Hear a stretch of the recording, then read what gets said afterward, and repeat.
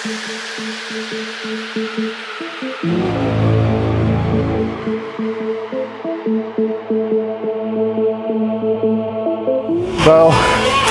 being in a relationship during prep is,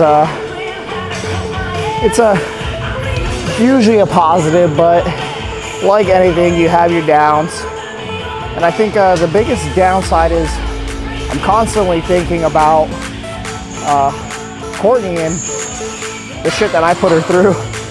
You know, when I'm very irritable, when I'm very hungry, you know, I definitely have a bit of a temper, you know, especially during prep. So it's constantly on my mind. That and, you know, my lack of wanting to do, you know, things like going for a walk or going out for a night. Things like that become a lot more complicated, a lot harder. Can't really enjoy yourself. So, you know, that definitely has its effects.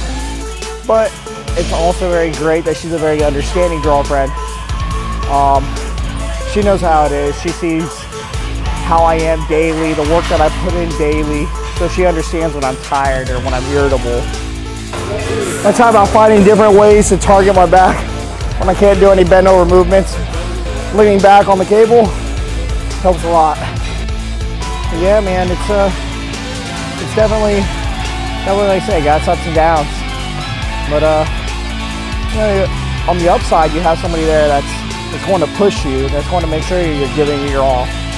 If you need to get that extra meal in or need to get that meal in, she's going to make sure that I'm getting that meal in. Or if I'm lacking and I don't want to hit that next cardio session, you know, she pushes me to get that next cardio session in. So it's good to have that support system. I think the biggest thing to being able to support your significant other with competing is to try to be very understanding. You know, there's a lot of people who haven't gone through it. But you got to know that the person who is going through this prep is usually giving it their all. You know, they're going to be mentally and physically exhausted, drained. They're not going to be eating the way they want to eat. They're going to be on significantly less calories. So every little thing is going to push that person more than it ever has. So you got to kind of be very understanding of that. You know, as hard as that sounds, it's just it's not easy. And in terms of trying not to be a pain in the ass towards individuals, again, it comes down to being understanding.